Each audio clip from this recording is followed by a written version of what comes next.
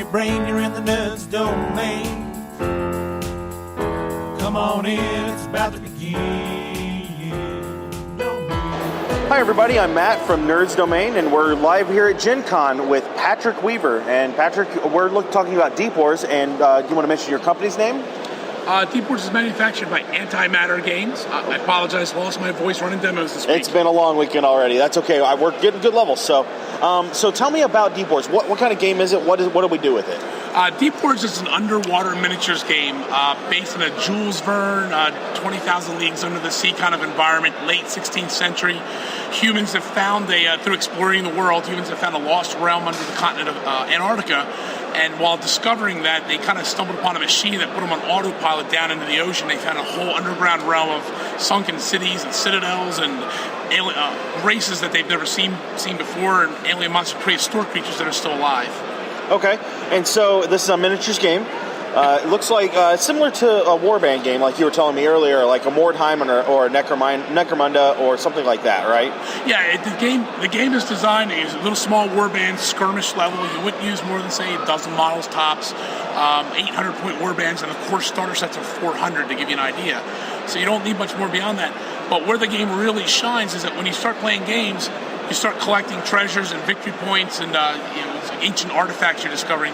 You can take them back after the game. You take those and kind of cash them in for warband upgrades, buy new units. You get hire mercenaries from other factions, and then you play your next game. You have increased stats and stuff like that, and have new equipment that you can use. Okay. So let's talk about the factions real quick. You got 4, is that correct? Yeah. Currently in the game there are 4. We have the Dark Mariners. They are by far the favorite. Everybody looks at them. That's the one we always sell out of. Okay. They are mutated crab people from the Elder Gods, per se. An ancient race that looks fairly human-like, kind of maybe a tentacle or two, started capturing these giant nautiloids and experimenting with gene manipulation.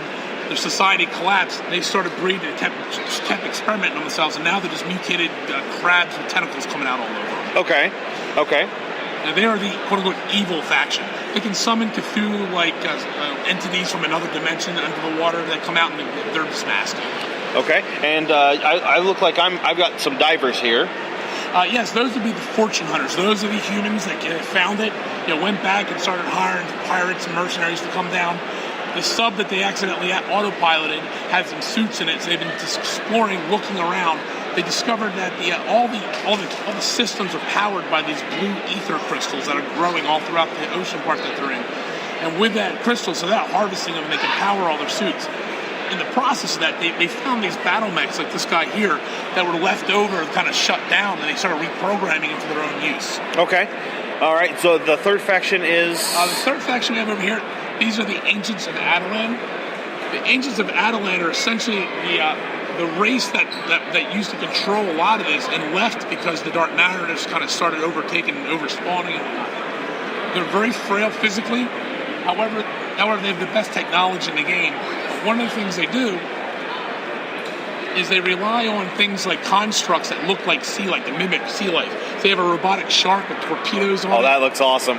They got a mechanical crab that's good at salvaging the crystals. They got a giant death machine that it looks like a manta ray with lasers and missiles all over it. Okay.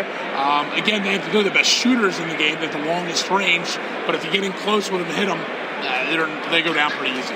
Okay, and the fourth faction? The fourth faction would be the Scaly Horde.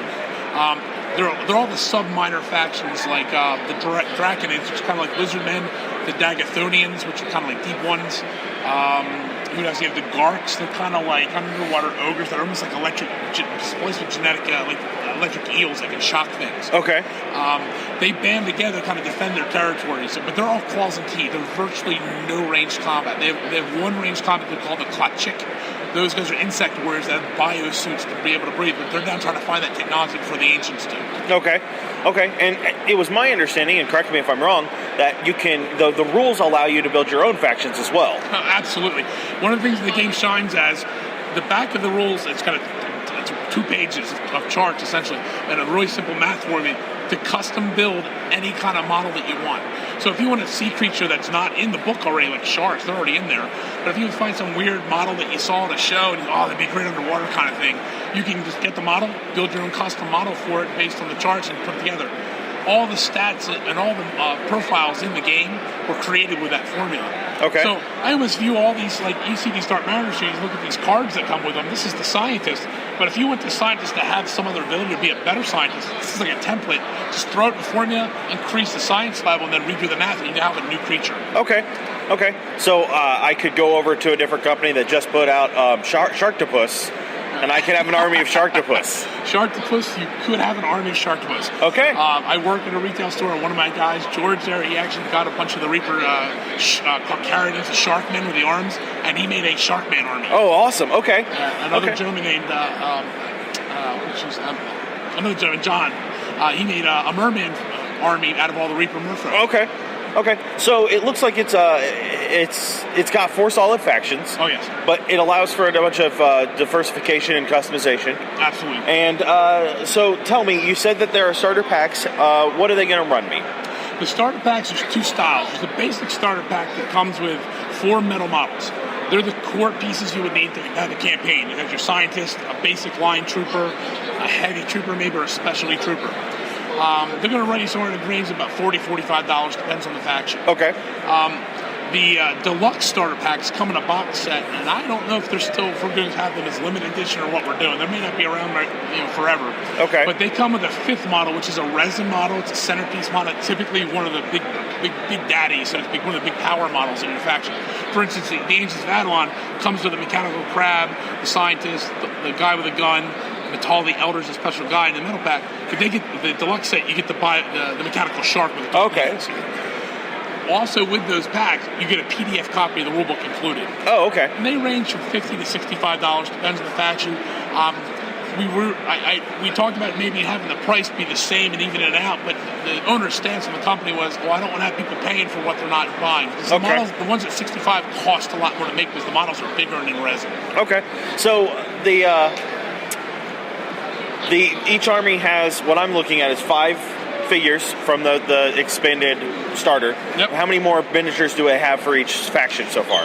Each faction, the core rulebook as it is now, has approximately 15 models. Okay. And then the Scaly Horde of Mercenaries. If you're doing campaign play, you can actually hire 1s and 2s of those off. Okay. We're currently looking here right after GenCon, probably in the next few weeks. I don't know the live date off the top of my head, but we're going to have another Kickstarter launch a full-fledged expansion. I'm not 100% sure the complete direction, but I believe we're launching 1 new race and more stuff for other factions. And we're going to start getting to being able to get up onto the shoreline. A lot of the troops, like these Dark Mariners, a lot of them are amphibious. So that means they can go out on land as well. So in that game, you're going to be able to go start assaulting the fortresses in this underground realm. And there's a whole other host of races. Okay. There's an Amazon race. The Lizardmen have a full society up there. So you can get out there and start attacking these fortresses and come out of the water, stealing technology, and get it back down in the water. Okay, so it looks like you guys have a really full-fledged game. You said Kickstarter. You kickstarted this to begin with, right? Absolutely. Yeah, the game was kickstarted, and I'm fairly certain it was the first fully funded miniatures game on from concept to full release. On Kickstarter, it was done March, I believe it was 2012. Okay. We went ahead and attempted. That got fully funded through the core rulebook and the star sets.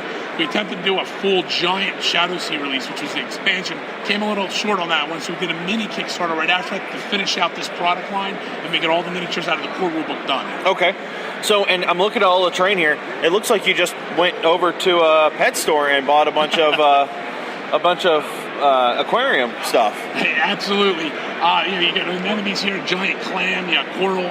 You go to the pet store, you look at some stuff that looks really good and stick it out on the table. I mean, it's simple, it's easy. I mean, a lot of us have this kind of a train at home using it for science fiction games or alien planets, but in this case, it's actually underwater stuff. All right, well, all of this looks really great. I'm really kind of excited to see the Kickstarter come up, and I think this is something that our listeners are going to be excited about. So thank you very much. Do you have anything else you want to say before we go? I just want to thank you and all the Kickstarter people that supported us so far.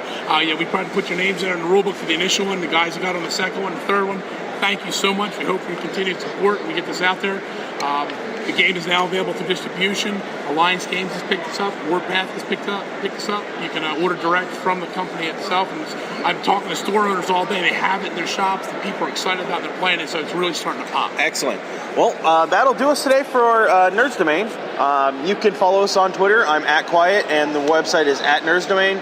You can find us on Facebook, facebook.com/NerdsDomain. Also, go over to iTunes, check that out, go over to the website, look at our Amazon link as always, and then you can get our shirts at /loot.com. And we'll talk to you real soon.